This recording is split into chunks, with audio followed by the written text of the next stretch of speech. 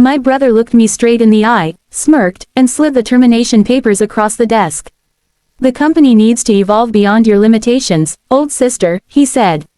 My hands shook as I picked up the papers, but instead of crying or begging, I smiled, a cold, sarcastic smile that I knew would haunt him soon. Because 3 days later, he was the one panicking. If you've ever been underestimated, disrespected, or tossed aside by someone you trusted, hit that like button. Subscribe if you believe in karma, because today I'm about to share one of the most deliciously satisfying revenge stories you'll ever hear. I never thought I'd be betrayed by my own brother. Our family business wasn't just some corporate machine, it was our legacy.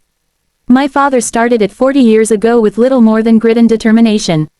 I'd been there from the very beginning, working weekends as a teenager, learning every department inside out. I was the one who stayed up late to fix client issues, who kept the books balanced when times were tough, and who turned down job offers elsewhere because I believed in building something lasting for the family. But apparently, loyalty didn't matter anymore. Not to my younger brother, Daniel. Daniel was always the golden child. He had that effortless charm, the kind of smile that could win over investors at a dinner table. He went off to a prestigious business school, came back with flashy ideas, and everyone praised him as the future of the company. Don't get me wrong, he was smart. But he was also reckless. He cared more about looking innovative than actually running things sustainably. And worst of all, he had an ego that barely fit through the office doors. When our father retired, Daniel was named managing director. I didn't fight it. I thought, fine, let him lead, I'll support him. I believed we'd work together like always. But power changes people, or maybe, it just shows who they really are. On his very first week, Daniel called me into the boardroom. I thought we were going to discuss strategy, maybe his vision for the next quarter. Instead, he had a manila folder waiting. Termination papers. "The company needs to evolve beyond your limitations, old sister," he said smugly, leaning back in father's old leather chair like he'd been sitting there his whole life. His voice dripped with arrogance. My chest tightened. I felt like I'd been punched. Years of sweat, late nights, sacrifices, erased with one sentence. I wanted to scream, to throw the papers in his face. But instead, I did something else. I smiled, a bitter, sarcastic smile that said, "You think you've won, but you have no idea what's coming." I signed the papers without a word, packed my desk, walked out with my head high, even though inside, I was crumbling. The first night was the hardest. My identity had been tied to that company for decades. I lay awake, staring at the ceiling, wondering if he was right. Was I outdated? Had I really become irrelevant? But then I thought about everything I knew. The clients who trusted me, the suppliers who called me directly, the secrets of the business Daniel had never bothered to learn. And slowly, that despair turned into something else. Resolve. 3 days later, panic erupted in the company.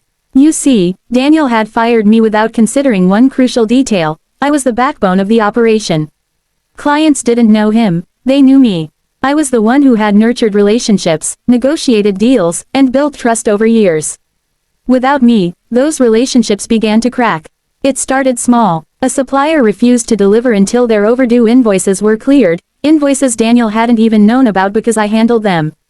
A long-term client called to complain that their account manager was clueless without me. Then another contract renewal stalled because the partner insisted on speaking with me personally. By the end of the 3rd day, Daniel's phone was blowing up with angry calls. Board members started questioning his leadership. And I was sitting at home, sipping coffee, smiling knowingly. But revenge wasn't just about waiting for him to fail. No, I had a plan. Remember those clients and suppliers? Many of them reached out to me directly once word spread that I was gone. Some were furious on my behalf. How could they fire you? They asked. Others were simply pragmatic. Wherever you go, we'll follow. That's when the idea struck. Why should I let Daniel run the family business into the ground when I could start my own? I gathered a small team, loyal colleagues who didn't like Daniel's arrogant style either. Within a week, we had rented office space, set up a modest operation, and began quietly pulling contracts away from my brother's company. I knew exactly which clients were vulnerable, which suppliers were fed up, and which employees were looking for an exit. Every phone call I made was like pouring salt into Daniel's wound. Hey, it's me. Yes, I've started something new. Yes, I'd love to keep working together. And just like that, contracts began to migrate. Meanwhile, Daniel's empire was crumbling.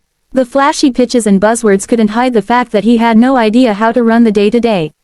Clients were leaving, suppliers were threatening lawsuits, and employees were resigning in waves. One evening, about 3 weeks after my firing, I got a call. It was Daniel. His voice, once dripping with arrogance, now sounded desperate. "Listen, I think we need to talk," he said. I almost laughed. This was the same brother who told me I was a limitation. The same man who pushed me out like trash. And now he wanted my help. I agreed to meet, but not at the office.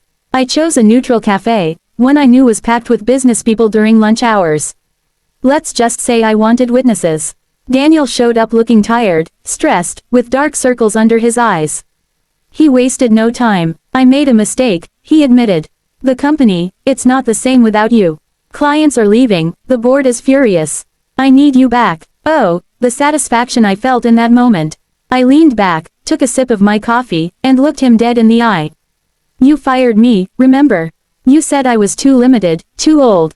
So, no thanks. I'm building something better." His face went pale. He stammered, trying to recover, but I didn't give him the chance. I stood, smiled politely, and left him sitting there in the middle of the cafe, humiliated. Over the next few months, my new business flourished. The very clients Daniel had taken for granted trusted me with their accounts. We grew faster than I could have imagined.